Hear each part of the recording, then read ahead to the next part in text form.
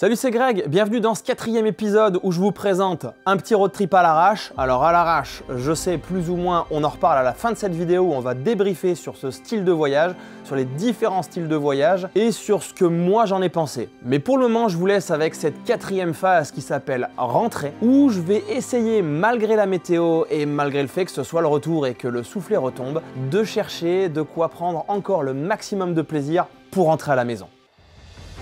Et voici le chapitre 4 de comment faire un road trip à l'arrache. Alors ça va être commun à tous les road trips et ça s'appelle le retour.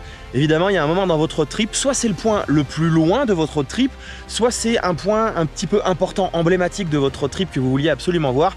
Pour moi, c'était le Puy-Mary. Alors associer le mot voir avec le Puy-Mary aujourd'hui, enfin je suis au col du Pas de Pérol mais c'est juste à côté, je pense que ça va pas de pair. À partir de ce moment dans un road trip, c'est là où on va retourner vers la maison.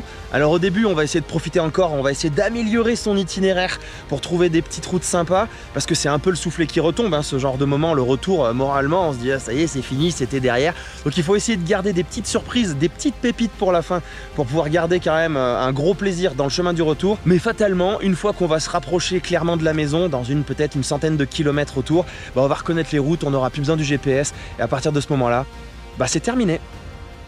Pour l'heure, je suis encore bien loin d'avoir retrouvé mon garage. Laissez-moi vous embarquer pour un aperçu de cette journée. Une journée où, malgré une météo capricieuse, mon objectif reste inchangé. Vous donner l'envie de poser vos roues dans cette région remplie de pépites. Allez salut, on est le 4e jour de ce road trip, il pleut, je veux aller au Puy-Mary, il fait 6 degrés. On va faire chauffer, hein. Autant je passe au-dessus, autant je passe au-dessus.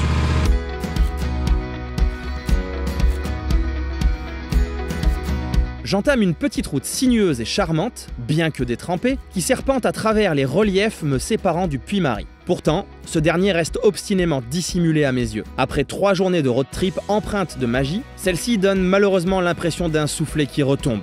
Plus j'avance, plus je me résigne à cette idée. Mon but ultime ne se réalisera peut-être pas cette fois-ci. Mais soyez patients, car prochainement, je vous dévoilerai mon guide de road trip prêt à voyager de 3 jours en Auvergne. Et croyez-moi, ce sera sans doute l'un des plus beaux guides que j'aurai à vous offrir. Alors là, bizarrement, cette petite route sous la pluie, ça me rappelle complètement le trip que j'avais fait avec Sophie et Tony. J'avais la Transalp Rouge dans les Pyrénées. Et on avait eu 4 jours de ça. Ça me rappelle exactement ça. Col de Pertus, 1390, ben voilà. C'est un col de passage en fait.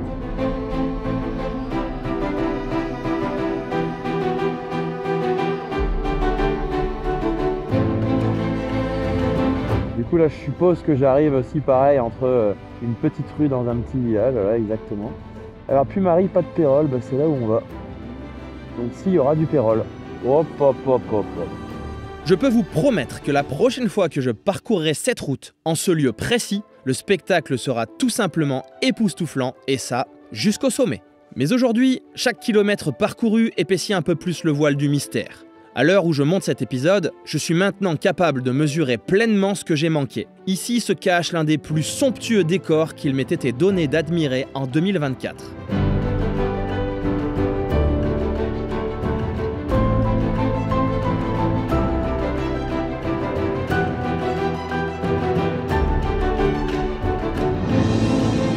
Bon,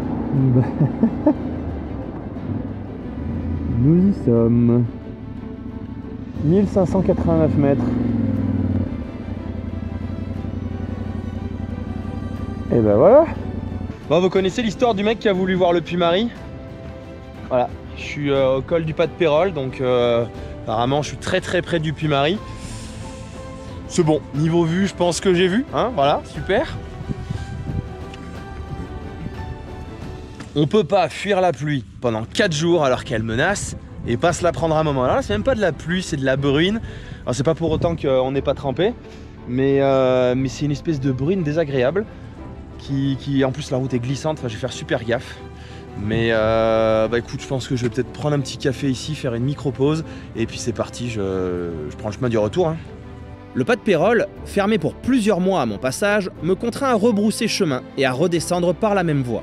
Après quelques kilomètres sur des nationales un peu trop monotones à mon goût, une décision improvisée sur mon itinéraire me mène, presque par hasard, vers un chef-d'œuvre insoupçonné. Autoroute ou petite route? Petite route. Par contre, j'ai vu Garabit. Le viaduc du Garabit serait pas loin. Bah écoute, pourquoi pas. Ah mais oui, c'est vrai. Dans mon guide Auvergne, il me semble que je le mets. Putain, il y a un truc assez dingue là. J'ai pris cette route au hasard parce que je voulais pas prendre celle qui faisait une demi-heure plus rapide. Et en fait, j'arrive sur une route. Oh, ça va être énorme! Excellent! Bon, déjà, le point de vue en bas, là, il est sublimissime. Mesdames et messieurs, tout là-haut perché, le viaduc du Garabit. Cet ouvrage de l'ingénierie du 19e siècle enjambe majestueusement les gorges de la Truyère dans le Cantal. Vous vous souvenez? C'est elle que j'ai suivie hier soir en quittant la vallée du Lot. Conçu par l'ingénieur Léon Boyer et réalisé par Gustave Eiffel entre 1880 et 1884, cet ouvrage ferroviaire impressionne par ses dimensions. 564 mètres de long et une hauteur culminant à 122 mètres. À son achèvement, il détenait le record mondial de la plus grande arche métallique avec une portée de 165 mètres. Que ce soit face à lui ou sous son impressionnante structure, il est difficile de rester indifférent. Fait intéressant, les techniques innovantes employées lors de la construction ont servi de prélude à celles utilisées pour la célèbre tour parisienne, érigée seulement quelques années plus tard. Aujourd'hui encore, le viaduc du Garabit demeure un symbole éclatant du génie architectural français. Cette minute Wikipédia vous a été proposée par les apprentis voyageurs. La suite restera un moment sous l'eau, mais me donnera clairement envie de revenir rouler ici. Bon voilà, donc ça, en Lozère, c'est une autoroute. On a la 75, mais on a aussi ça. Donc ça, c'est l'autoroute. Hein. Voilà. Et pour autant, c'est pas limité à 130, hein. Calmez-vous. Hein. Oh là là là là. Mais ouais, c'est ça que j'adore. C'est ça que j'adore. C'est vraiment dommage qu'il pleuve. Hein. Si les quelques paysages que vous apercevez dans ces images vous séduisent, alors je ne peux que vous recommander mon guide de road trip en Haute-Loire. Il traverse aussi un petit bout de la Lozère et vous propose ce genre de route et bien plus encore. Même si les paysages et l'environnement que je traverse sont magnifiques, il m'est difficile de vous cacher les lignes droites de cette traversée des plateaux de la Lozère et de la Haute-Loire. La raison est simple et nous en reparlerons en fin de vidéo. Je suis sur la phase de retour de ce road trip. Le point le plus loin et qui comptait beaucoup pour moi, c'était le Puy-Marie. Bon, vous avez vu comment ça a terminé. Du coup, vous comprendrez bien que plus je me rapproche de chez moi, plus je reconnais les routes et plus j'ai envie de rentrer.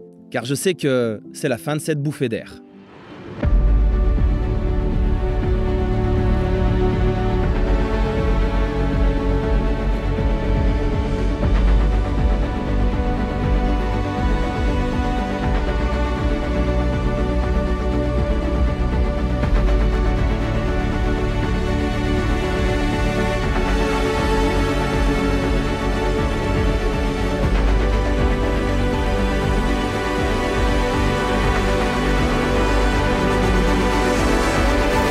Et en plus, il y a un rayon de soleil.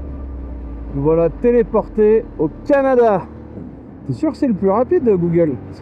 Pour raccourcir un peu, je prendrai une petite route de traverse afin de faire la jonction entre ce que j'appelle l'autoroute Haute-Loire-Lozère, c'est-à-dire la nationale 88, et celle de l'Ardèche, la nationale 102. Ces images peuvent vous permettre d'avoir un aperçu des paysages de l'Ardèche, sachant qu'ici, on est plutôt au nord du département et qu'il possède énormément de facettes différentes jusqu'au sud aux aires de Provence. Et s'il y a un truc dont je peux vous assurer en Ardèche, nous n'avons pas de ligne droite ici. Ou alors, il faut vraiment faire exprès pour tomber dessus. Ah, et tant que je vous tiens, les guides prêts à voyager Haute-Loire et Ardèche peuvent se relier pour 6 jours de vacances que vous n'êtes pas prêts d'oublier.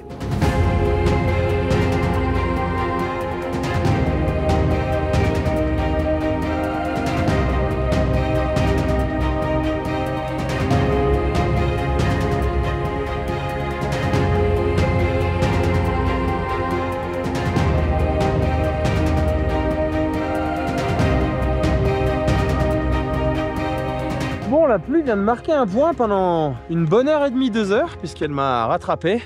Et là, elle est en train de fuir et le soleil est en train d'arriver. Je viens de rentrer en Ardèche. Ah bah tiens, au moment où je dis ça, bravo, perfect timing, boum. Donc je viens de rentrer en Ardèche il n'y a pas longtemps. On est avec des couleurs absolument dingues. On est sur des paysages comme on avait tout à l'heure en Lozère. Hein. Là, on est vraiment limitrophe. C'est splendide. Il est l'heure de faire la pause pique-nique. Un petit repli d'urgence. Je me suis fait rattraper. C'est un truc de fou, hein. c'est un truc de fada. Je me suis fait rattraper par la pluie.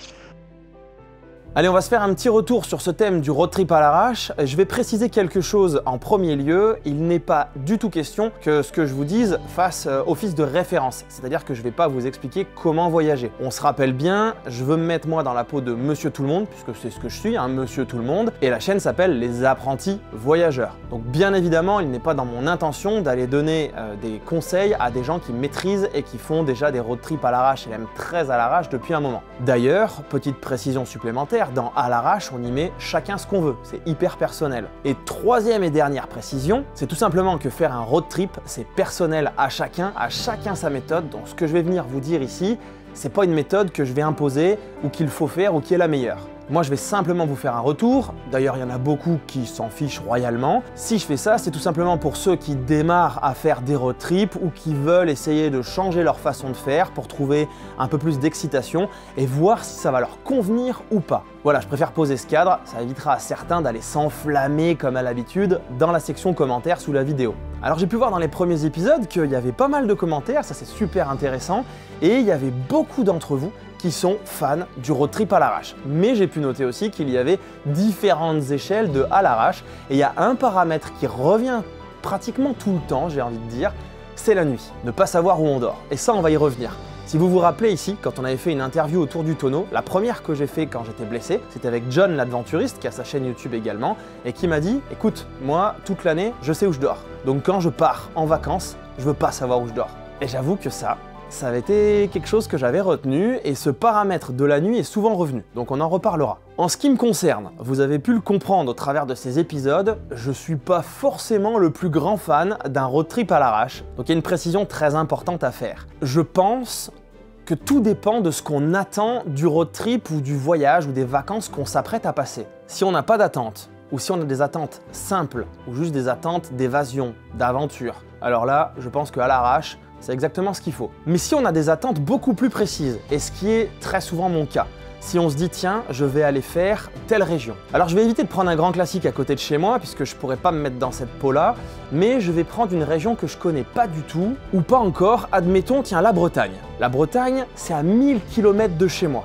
Donc rien que l'aller-retour, c'est du temps, qui n'est pas illimité, et du budget également. Je vous rappelle, ici, Monsieur Tout le Monde. Alors là, ça a un peu changé depuis 1 an et demi, puisque je me suis mis à mon compte, mais juste avant, j'étais salarié. La plupart des choses que vous avez vues sur cette chaîne, j'étais salarié, donc 5 semaines de congés payés, et pas non plus la plus grosse paye du monde. Donc quand on a une maison à payer, les factures comme tout le monde, et une famille, bah bien évidemment, budget contenu et temps de vacances limité. Et je peux pas non plus tout passer sur la moto, puisque j'ai une famille. Quand on met tout ça dans un contexte, eh bien pour moi, si je vais visiter un endroit loin, je veux absolument le voir sous sa meilleure forme. Je veux en profiter au maximum, je veux absolument rien rater. C'est-à-dire que je veux pas rentrer et raconter mes vacances à quelqu'un et qu'il me dise « Mais attends, mais t'as raté ça et ça, c'est quand même dingue, t'étais juste à côté ». Oui, et moi, si je veux retourner voir ça, eh ben c'est 1000 km aller et 1000 km retour. Donc, c'est pas ouf. Et j'ai cette notion en tête. J'ai cette notion d'absolument vouloir que ce que je vais faire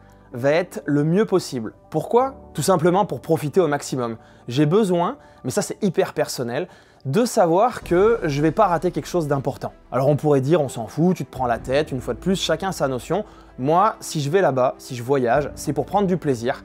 Et je veux prendre un maximum de plaisir. Et je me suis rendu compte que c'est en préparant à l'avant que je peux optimiser au maximum le plaisir et retirer les parts de liaison qui sont un peu chiantes. Je veux surtout pas m'ennuyer. Il n'est pas question d'avoir des regrets ou de me dire « Écoute, les vacances, elles étaient moyennes » et qu'en en parlant un peu autour de moi, on me dise « Mais si t'avais rajouté ça, ça et ça, t'étais juste à côté, ça aurait été encore mieux. » Voilà, c'est hyper personnel. C'est aussi parce que, je pense que vous l'avez compris, j'ai une grosse notion de contrôle dans ma vie et je sais pas trop m'en défaire. Donc ça rentre aussi dans ce truc-là, hein, en toute honnêteté, il me faut du contrôle dans ce que je fais parce que je veux m'assurer que ça va être au top. Et c'est quand j'ai préparé ça que je me mets sur ma roue libre et que là je me laisse aller. Maintenant, je peux aussi tout à fait comprendre, puisque je l'ai déjà vécu quand même une autre fois sur cette chaîne, vous l'avez vu d'ailleurs avec Tony, je peux aussi comprendre qu'il y a un côté hyper excitant de pas savoir où on va et surtout de pas savoir où on dort. Vous êtes une partie à m'avoir dit « Moi je veux juste une destination et au cap, on verra bien. Et d'autres, vous m'avez dit, moi je veux juste pas savoir où je dors le soir, mais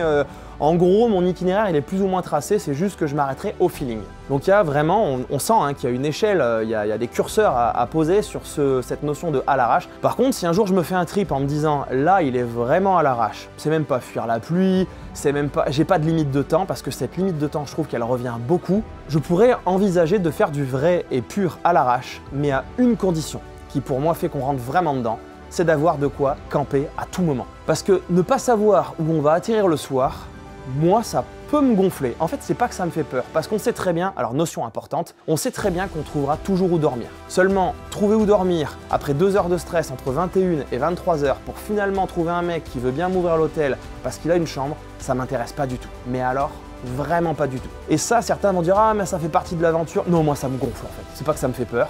C'est pas sortir de la zone de confort, cette phrase est souvent revenue dans les commentaires aussi. D'ailleurs, si vous allez voir ce que John il en pensait dans l'interview, il déteste cette phrase. J'avoue que je suis pas fan parce que pour moi, sortir de sa zone de confort et la vraie aventure, déjà, c'est pas en France. C'est là où je comprends pas ce que disent les gens quand ils parlent dans une langue que je ne connais pas. Ce serait très loin de chez moi, ce serait avec une petite notion un peu ouais, de peur, de danger, de... Là, ok. Parce que même partir au fin fond du Pérou, mais avec un tour opérateur qui m'emmène avec un guide et qui prend mes affaires, pour moi, ça reste pas ça l'aventure. Attention là aussi, hein, le curseur aventure, c'est comme tout curseur. Chacun sa notion, chacun le met où il veut. Il y en a pour qui l'aventure, c'est juste partir 2 jours. Il y en a pour qui c'est autre chose.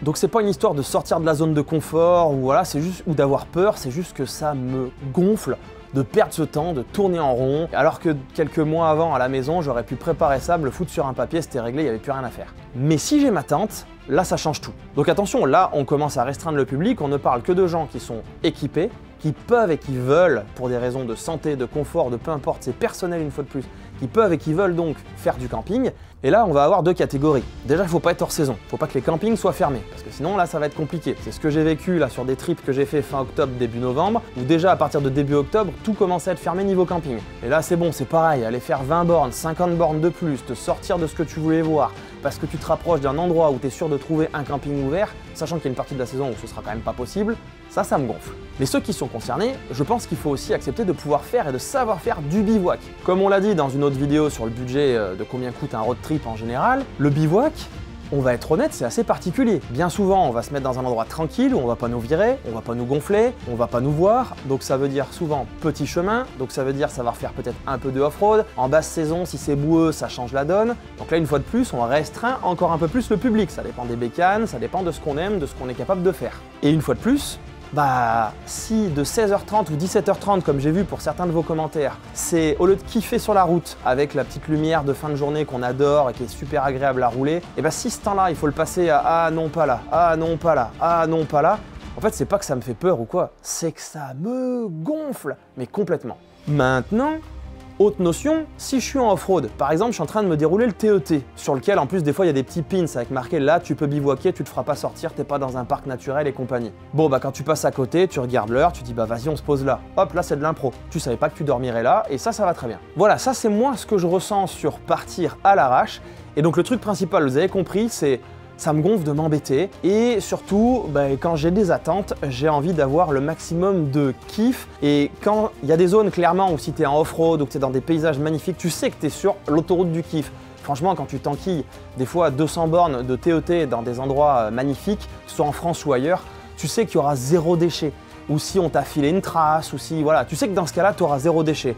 Si tu y vas, comme certains m'ont dit, bah moi je pose la carte, je regarde. Ouais, mais des fois en posant la carte, tu vois 2 magnifiques routes en parallèle. Ça en est truffé par exemple dans les Cévennes, en Ardèche et compagnie, où c'est sinueux. Et moi généralement, ce que je fais là quand je prépare en avance, c'est que pour savoir laquelle prendre pour avoir un maximum de plaisir, je mets la vue satellite ou je mets la Google Car dessus et je vois et je me dis ah bah non clairement je vais prendre celle-là et pas celle-là. Certains s'en fichent, se disent mais je m'en fous, je veux quand même m'amuser.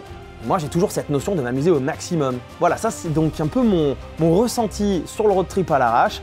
Je vous laisse prendre, pas prendre, hein, on est tous différents une fois de plus là-dessus, mais pour les débutants qui voudraient tenter un truc à l'arrache, sachez qu'en toute théorie, vous dormirez jamais sous un pont, vous trouverez certainement très tard, Au pire des cas, il vous arrivera comme nous on avait eu avec Tony une fois en Espagne, pareil, il y a la vidéo qui est toujours sur ma chaîne dans les Picos de Europa, où on avait décidé de faire un bivouac sur un joli point de vue. La Guardia s'est pointée à 1 h du mat et nous a viré, et évidemment on avait 0 hôtel à 50 km à la ronde, on avait froid, on était éclatés parce qu'ils nous ont réveillés, ça faisait déjà un moment qu'on dormait, ils nous ont réveillés à 1 h du mat, c'était hyper agréable donc on se sentait pas non plus de prendre les bécanes, et on est descendu se foutre sur un parking et on a fait nuit blanche sur un parking, et ça pareil, ça me gonfle. Pour contrer ça, pas d'inquiétude les débutants si vous voulez faire un trip à l'arrache, il suffit de faire comme j'ai dit tout à l'heure, que beaucoup ont précisé dans les commentaires, vers 4h30, 5h, vous vous posez et à partir de là, dans 1 heure à la ronde autour de moi, ou plus selon l'heure jusqu'à laquelle vous voulez rouler, je cherche un endroit pour dormir. Pour être sûr d'avoir la bécane en sécurité, puisque moi il est hors de question qu'elle soit en bas de la rue, mais je crois qu'on est à peu près tous d'accord là-dessus, je veux dormir sur mes 2 oreilles, donc j'ai envie qu'elle soit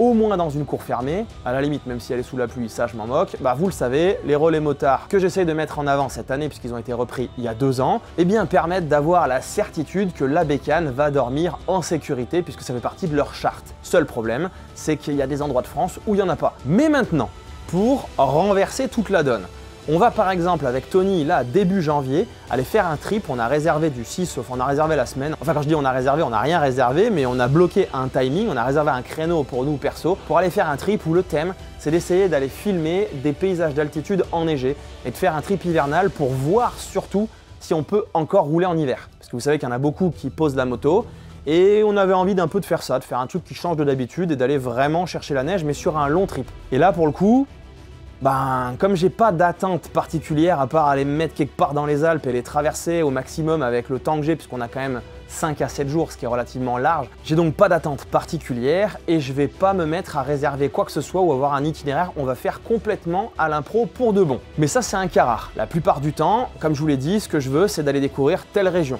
Donc par exemple, si je veux aller me faire la traversée des Pyrénées, quand je l'ai fait en mode grand classique l'autre fois en préparant à peine, c'était très sympa, mais là j'en ai préparé un qu'il faut que je teste en aller-retour qui va alterner entre l'Espagne et la France tout le long sur l'aller et le retour sans pratiquement jamais repasser au même endroit. Je peux vous garantir que les aperçus que j'ai eus avec les vues satellites, je sais qu'il va être énormissime ce trip. J'ai d'ailleurs hâte de vous le montrer, à mon avis mi-2025, pas avant.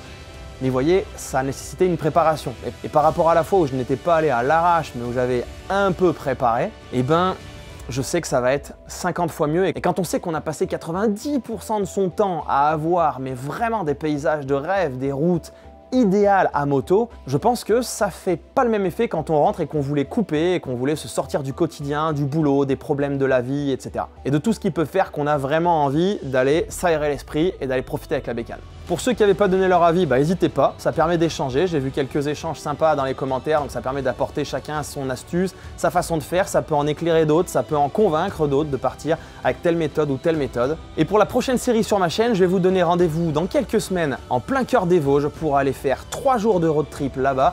Et je vais vous présenter mon nouveau guide qui va être complètement dingue, j'en ai pris plein les yeux. Vous allez voir qu'il va être tordu parce que j'ai pas fait les grands classiques, mais j'ai croisé les classiques dans tous les sens. Dans tous les cas, tout ce qu'il faut faire sera fait, mais en respectant ce que je vous ai dit, 85 à 90% de plaisir. Allez, on se retrouve dans cette prochaine série. Ciao!